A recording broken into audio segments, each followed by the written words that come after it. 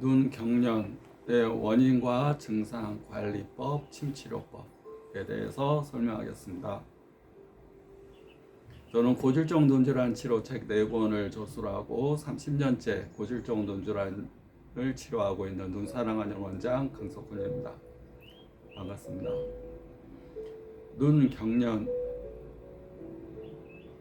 경련은 눈동자 경련이 나는 경우와 눈 주변 근육의 경련이 나는 경우 두 가지로 구분해서 치료를 하게 됩니다. 눈동자가 경련 나는 경우도 많이 있습니다. 눈동자가 막 실룩거려요. 눈동자 왔다 갔다 해요. 뇌와 연관이 많이 됩니다. 눈 주변 근육이 경련 나는 경우, 그건 근육과 신경이 연관이 많이 됩니다. 경련은 기능이 이렇게 뜨거울 때 날까요? 추울 때 날까요? 내 몸이 흥분됐을 때 날까요?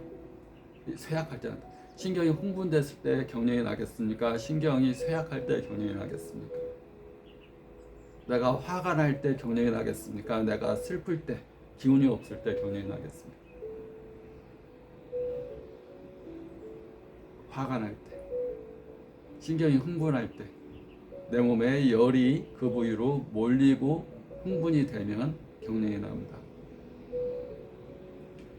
경련의 첫 번째 원인은 근육의 경련입니다. 근육의 이상. 근육은 어느 부위 근육이 경련이 나냐에 따라서 그 근육과 연관되는 내부 장기가 있습니다. 연관되는 에너지 노선. 눈밑 경련이면 유장경락, 눈동자 경련이면 간경락, 눈 안쪽 경련이면 눈 안쪽 경련은 거의 없습니다.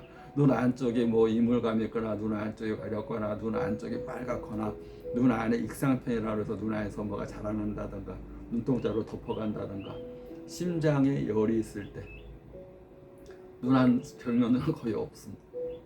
주로 눈밑 경련, 눈 위 경련, 눈동자 경련 이게 많습니다.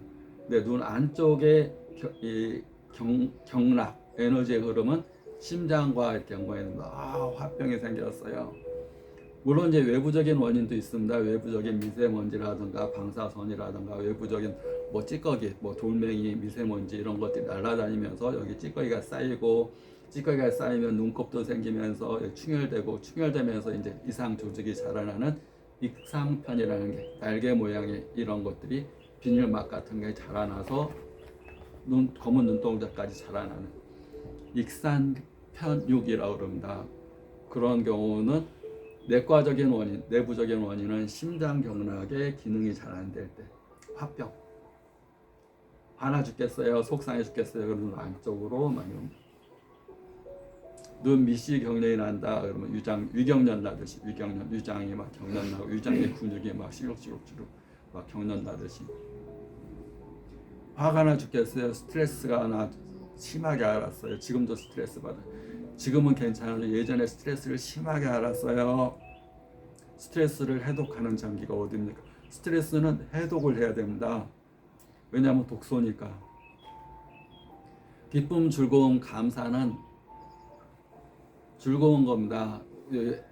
엔돌핀, 세로토닌 여기서 행복의 호르몬을 분비하기 때문에 해독할 필요가 없습니다. 그것은 몸을 순환을 시켜주고 몸의 능력을 올려주고 총명하게 해주고 몸을 더 열어주는 겁니다. 오픈, 혈관을 확장시키고 근육을 이완시키고. 그러나 스트레스는 독소입니다. 내 몸에 유독가스를 1400종을 막 분비를 하면서 혈관을 수축시키고 근육을 뭉치게 하고 심장박동수를 빠르게 하고 내 몸을 흥분하게 하고 맥박도 빠르게 하고 실룩 하게 합니다. 그걸 어디서, 그러니까 유독가스니까 해독을 해야 되잖아요. 그럼 해독을 주관하는 장기가 어디입니까? 간입니다. 간에서 해독을 해야 됩니다. 해독은 우리가 스트레스에는 5종류가 있습니다. 약물로 인한 스트레스, 우리 어떤 뭐 스테로이드제나 뭐 부신피질 호르몬, 뼈주사 맞았어요.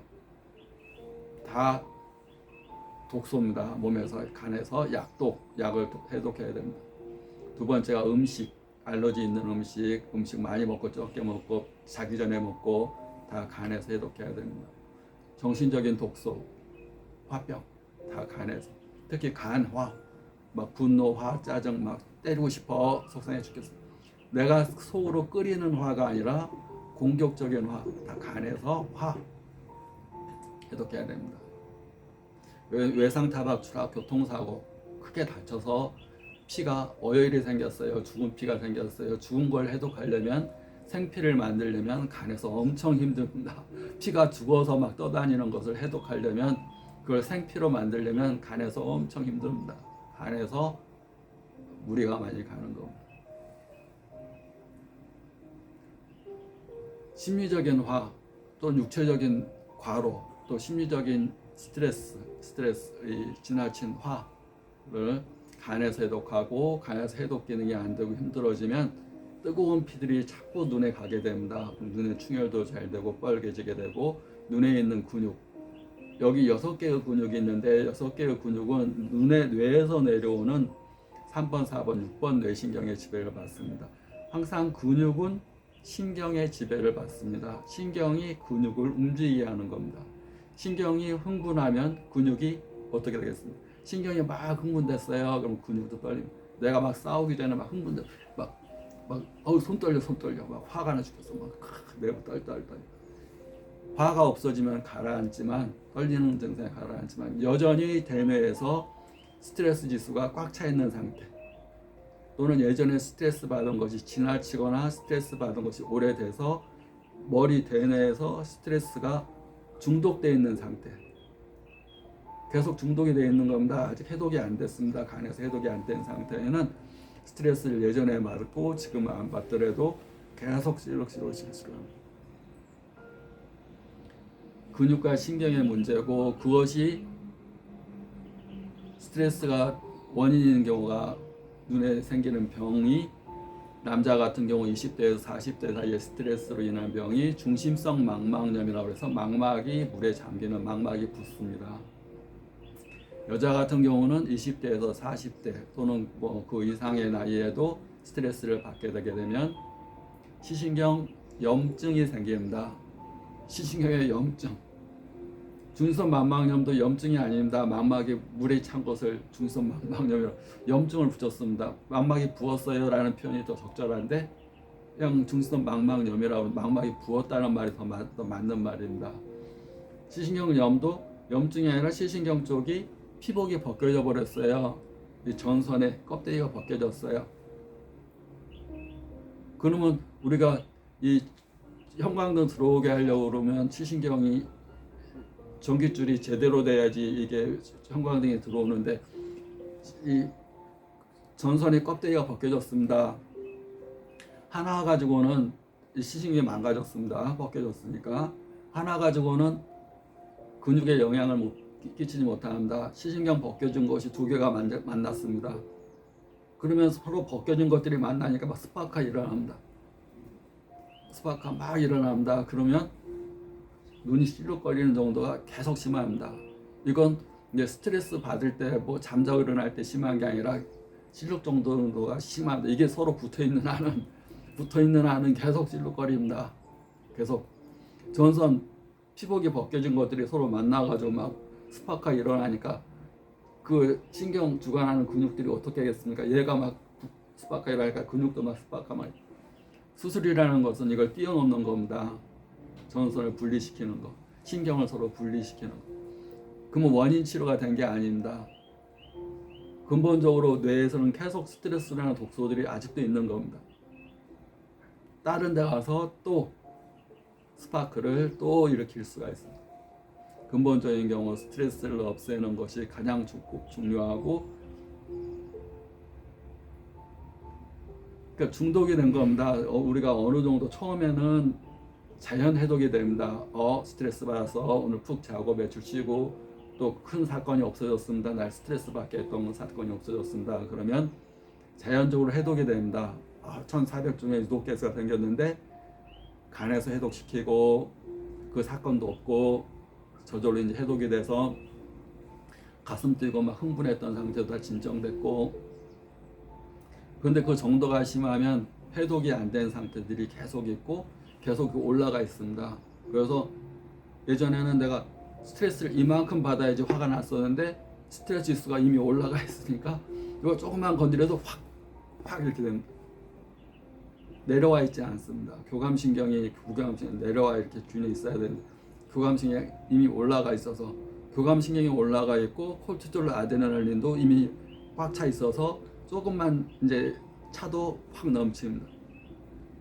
그리고 혈관은 항상 긴장 상태, 근육은 긴장 상태, 혈관은 좁아져 있는 상태, 또 말초 혈액순환으로 잘 안 되는 상태, 항상 몸이 100% 활용되는 상태가 아니라 이렇게 수축되어 있는 상태, 기능이 떨어진 상태가 되게 됩니다. 침치료는 여기서 근본적인 치료를 간의 화를 치료하는 침법을 근본적으로 넣습니다.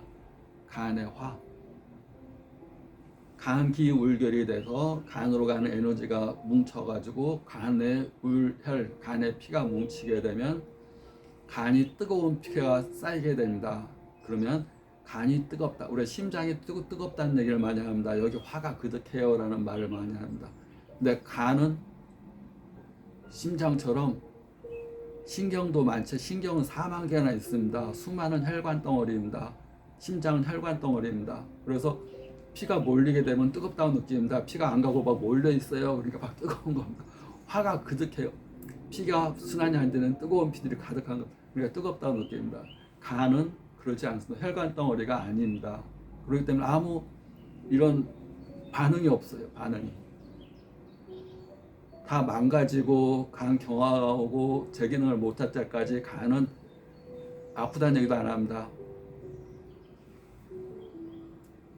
간 경화, 스트레스를 해독하는 간이 힘들어하게 됩니다. 그래서 간의 화를 치료하는 침법을 쓰게 됩니다. 간의 열을 내려주는 침법. 그러면서 떠는 부위가 어느 부위냐에 따라서 침법이 달라집니다. 눈밑이 떤다. 환자분들은 그냥 떤다는 표현을 씁니다.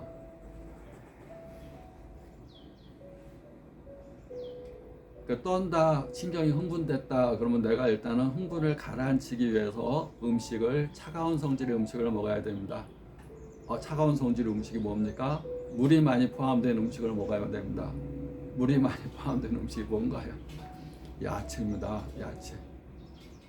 청록색 야채 즙을 내서 자주 먹거나 우리 바다에서 있는 것들은 성질이 찹니다. 바닷물이 차잖아요. 해물류, 조개탕, 문어, 쭈꾸미 이런 걸로 시원하게 끓여서 자주 먹는 게 좋습니다. 육류, 뛰어다니는 거, 꿩, 매, 닭 날아다니는 거 다 뜨겁습니다. 기운이 없으니까 날아다니는 거 닭도리탕이나 이 닭도리탕 먹으면 어떤가요? 눈 경련 나는데 되겠습니까? 경련 난다는 얘기는 흥분해 있는 상태고, 흥분해 있는 상태는 열이 있는 상태고, 열이 있는 상태면은 매운 음식, 날아다니는 닭, 꿩, 이렇게 이게 녹용 이렇게 뛰어다니고 열이 많은 음식을 먹으면 안 됩니다. 꿀 이런 거, 벌이 만든 음식이 꿀인데 벌이 막 날아다니고 막 이런 건데 뜨거운 성질 음식입니다. 조개, 바다에 있는 음식, 해물류, 야채 자주 먹어서 열을 내려주고 또 간은 싱거운 맛을 해독하는 데 좋습니다. 그래서 항상 지리식으로, 매운탕이 아니라 지리식으로 먹는 것이 좋습니다. 구독, 좋아요 감사합니다.